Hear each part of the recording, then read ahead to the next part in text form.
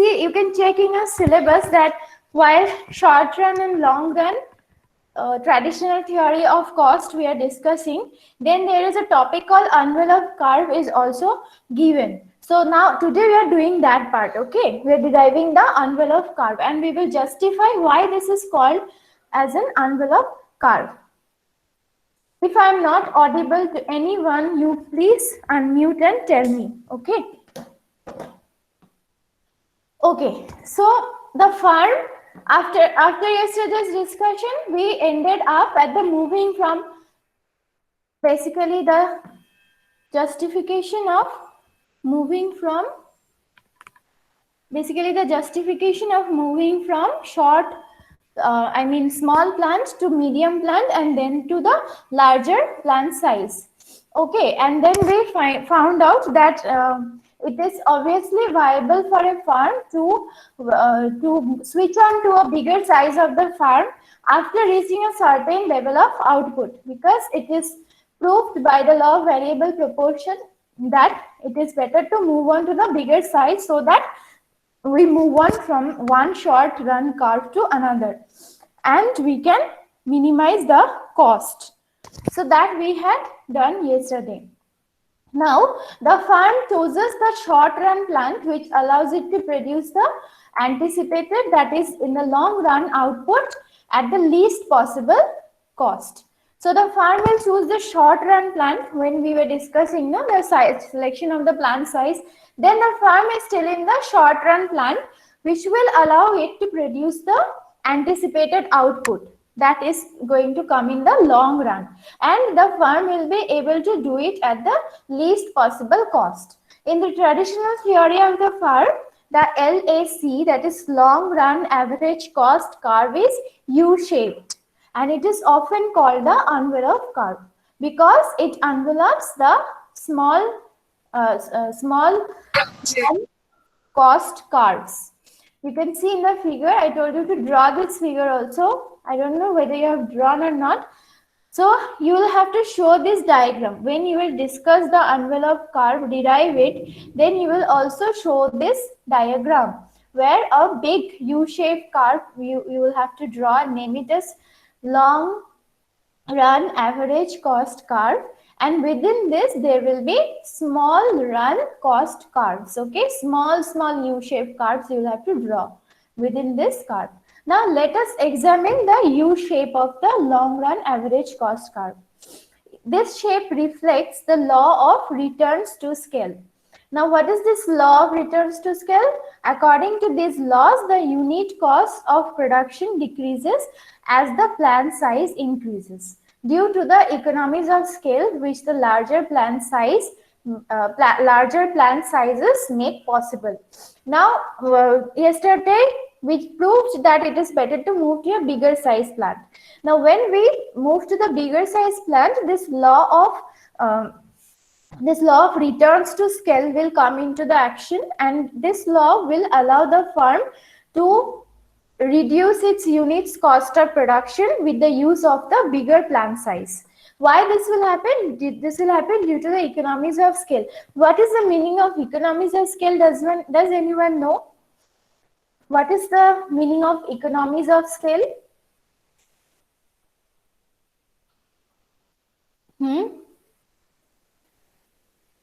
Those who had economics in class 12, do you know the meaning of economies of scale?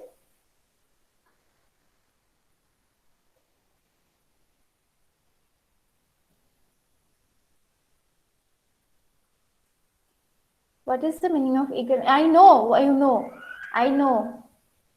that you know. One of you has to tell me. Tell me. This is a very popular concept in economics.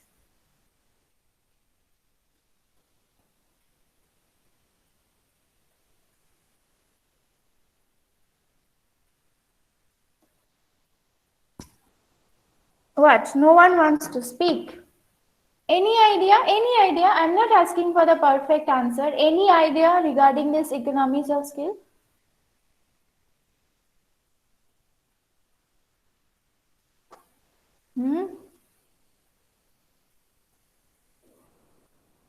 Saurav Agarwal is there. Saurav Agarwal. No, no. Himani, you wants to say something?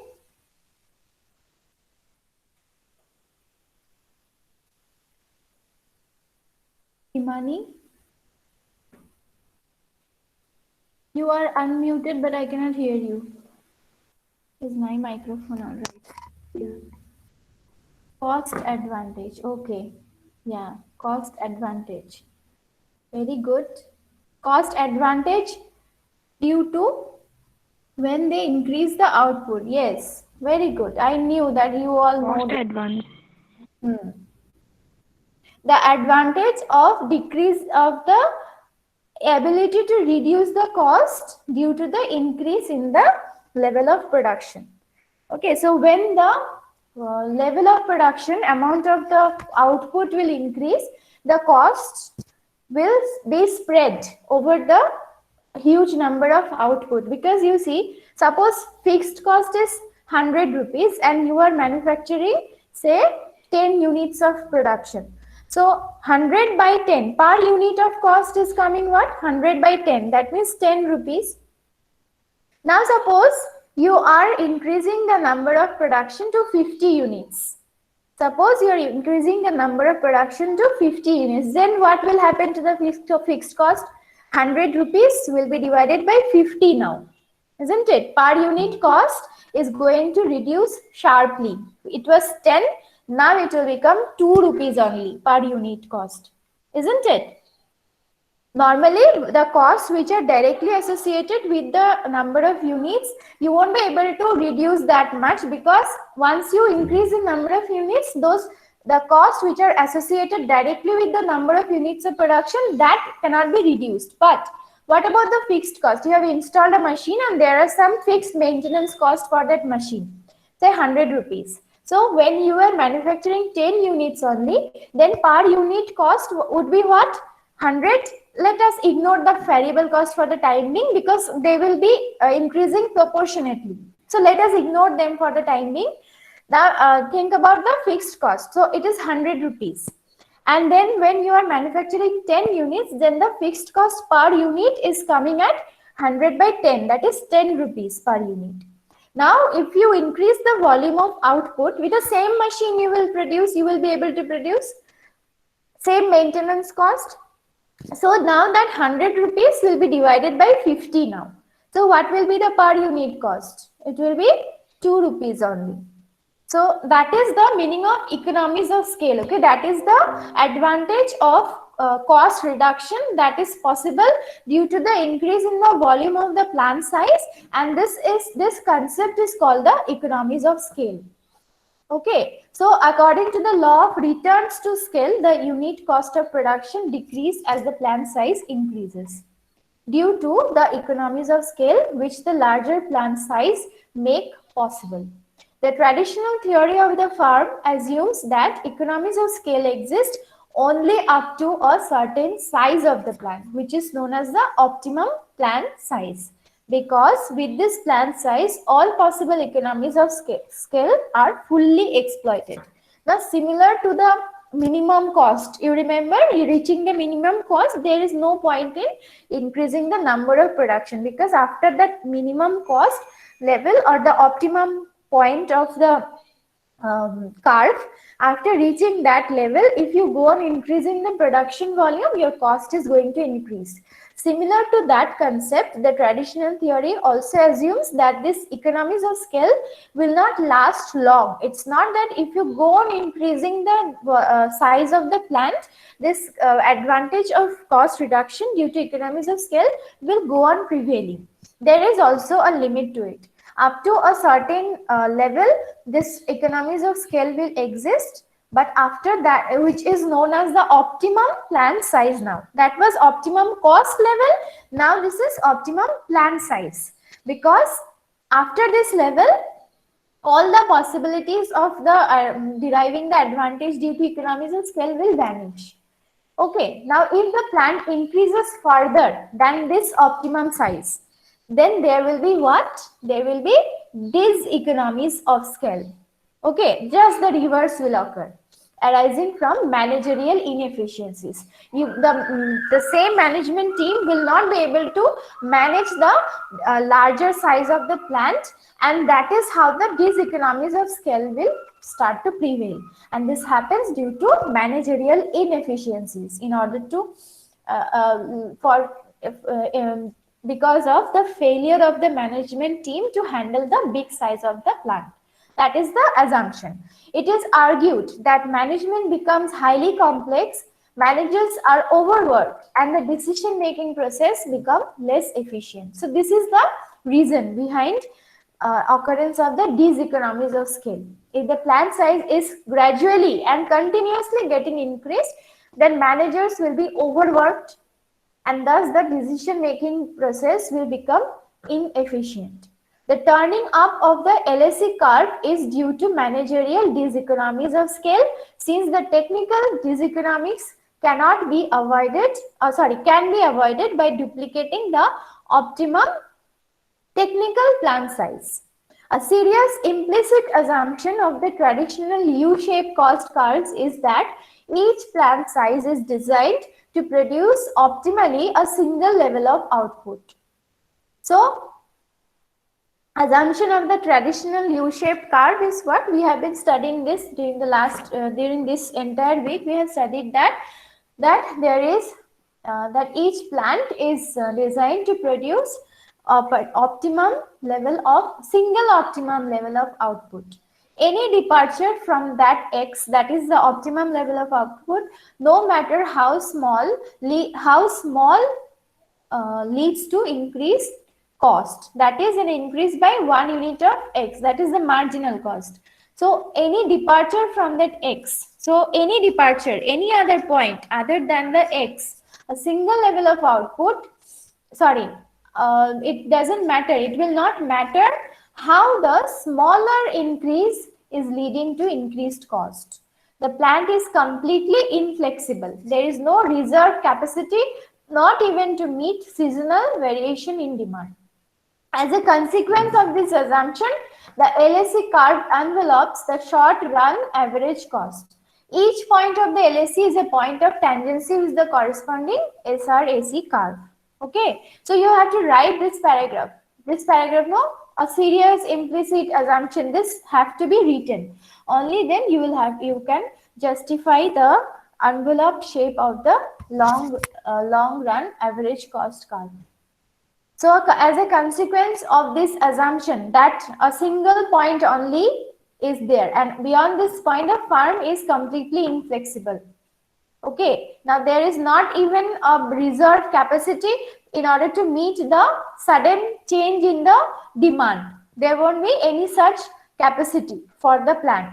Only beyond that unit of production, which is called the optimum level of production, beyond that single level of production, there is no other chance for the company to meet up the seasonal variation in demand. Due to this assumption, the long run average cost curve will envelop the short run average cost curve. Each point of the LSE is a point of tangency with the corresponding SRAC curve. See, I'll take you to the diagram. Check here. The big U-shaped curve is the long run average cost curve, and each point on this curve is a tangent point to the small short run average cost curves. Okay, that is how you will draw this long run average cost envelope curve.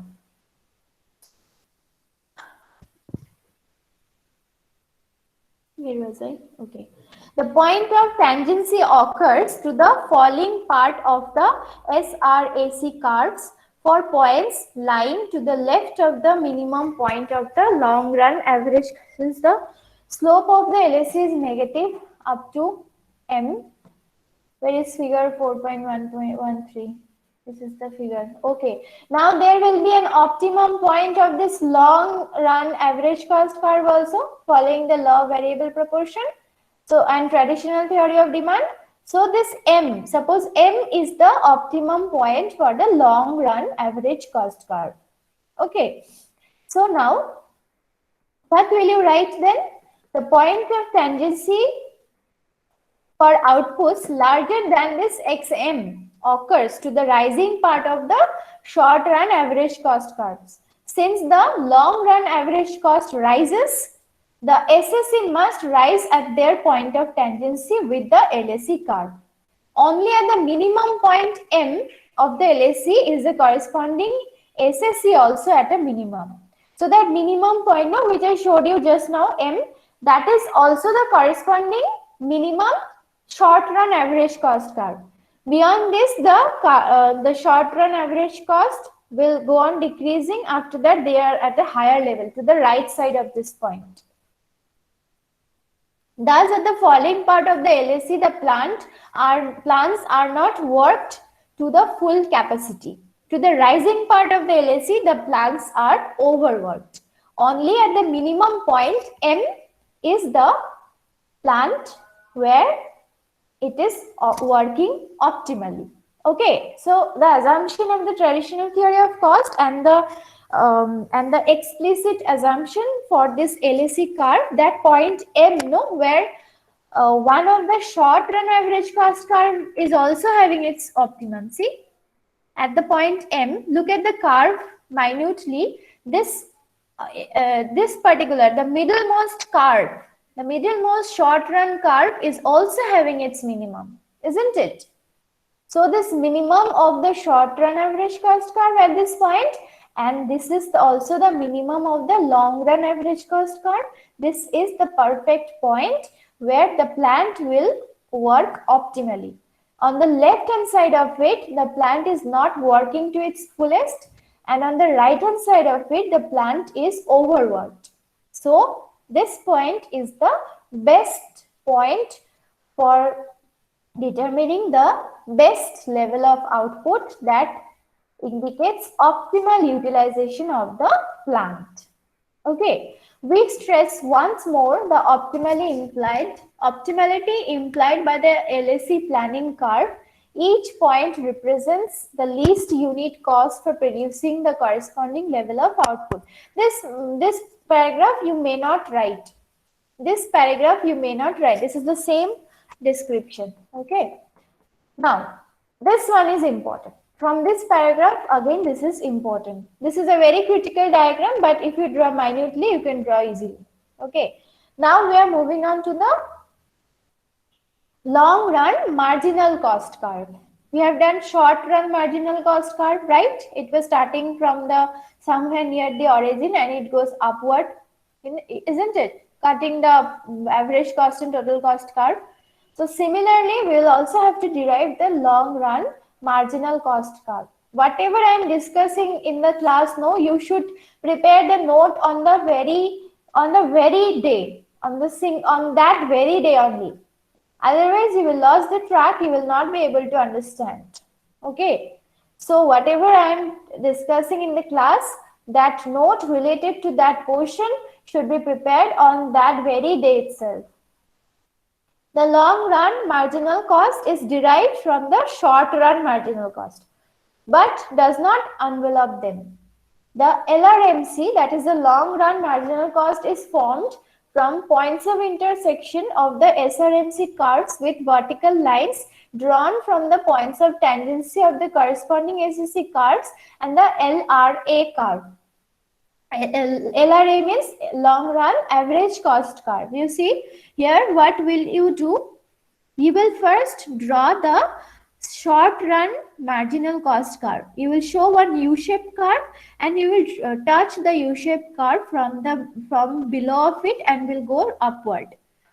Okay, you see the diagram. First you will draw the short run curves. Okay, first you will draw the short run curves. And the LRMC, that is long run marginal cost curve, will have to be formed from the points of intersection of the short run marginal cost curves with the vertical lines to the x-axis. Now see, you will have to draw the vertical lines. From where will you draw? From the point of tangency of the corresponding short run average cost curve and the long run cost curve. So this is the big envelope curve, isn't it? This is the big envelope curve. Within this, you will draw the short run cost curves. Then you will draw the marginal cost curve for each of these short run average cost or short run total cost curves. Okay, I don't know whether I'm able to go inside your brain or not, because if you have not done the diagrams of yesterday and day before yesterday, you will not be able to understand this part. Okay, you do one thing, though if you have finished, that's okay, but I am having a sixth sense feeling that you are not understanding at all whatever I'm speaking. What you do is, tonight you please cover up all the diagrams which has been done till now in traditional theory of cost. Start from the beginning and come till the long run average cost curve. Tomorrow I will discuss this part. Tomorrow I'll take class, okay, on Saturday. Tomorrow is Saturday, but I will take class tomorrow, okay? At 8:40 I will take the class, and this part I will discuss then. So you please finish off your writing part once you don't write, otherwise you will not be able to understand how from which point the card has to be drawn, because everything is related, everything is related. Okay, so please do that. Tomorrow I'll cover up this portion. All right, tomorrow I'll cover up this portion. This will be the last portion under traditional theory of cost. After that, we'll move on to the modern theory of cost. But this is the most critical part. That's why I'm giving you some time to get back to the last topics of discussion and clear all your doubts related to the other types of cards. Okay.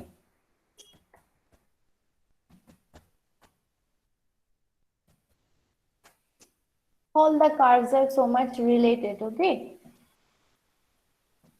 Please finish off that tonight itself. Tomorrow I will cover up this part. Now respond to your role names. Just a moment. Huh? Do you have class now? Do you have class now?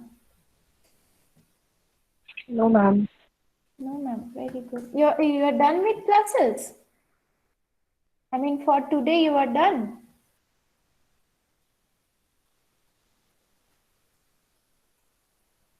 You don't have any more classes today? We have EVS. Okay. So EVS, you will have EVS or not?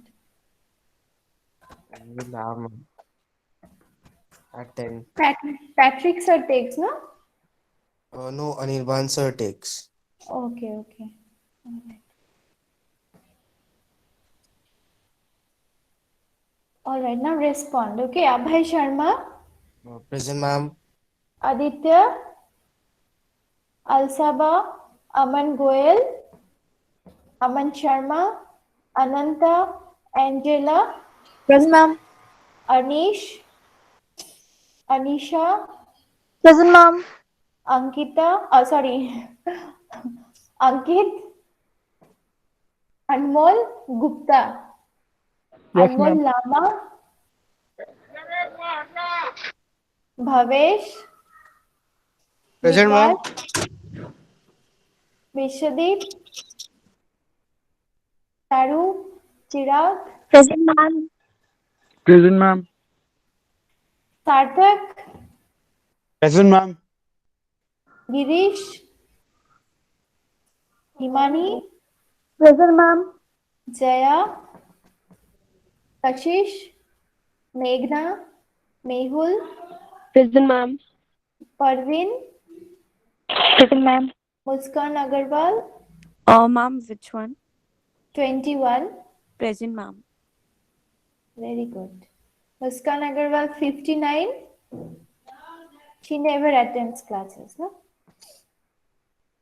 Neha Shanghai, Nikhil Prasad, Nishita Agarwal, Nupur Agarwal, Present, ma'am. Piyush Agarwal, Present, ma'am. Pragati, Prageshwar, Prashant, Pratham, Preeti, Poonam, Ronak, Ravi, Present, ma'am. Poonam, Yes, ma'am. Ravi, no? Yes, ma'am. Riyant, Riya, Rohan, Ronak Agarwal, Sahil Agarwal, Yes, ma'am. Present, ma'am.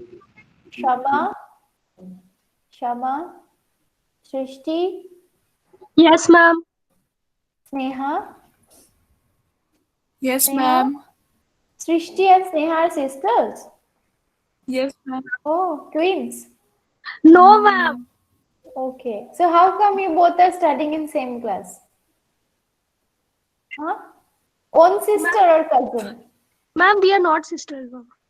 Okay. But sisters by friendship, no? Saurabh Sarkar? Saurabh Agarwal? Present, ma'am. Present, ma'am. Saurabh Sarkar. Saurabh Agarwal doesn't attend classes. Srishti Tamang? Suhana? Sujit? Present, ma'am. Present, Suvneet? Present, ma'am. Yeah, did I miss someone? No. Swati? Swayam? present, Tanya? ma'am. Present, ma'am. Swayam. Okay. Tanya? Yash? Yashika? Shreya? Present, ma'am. Ma'am, Okay. Yashika present. Yashika present. Alright. Shreya also present. Okay, you can leave the class. See you tomorrow, okay?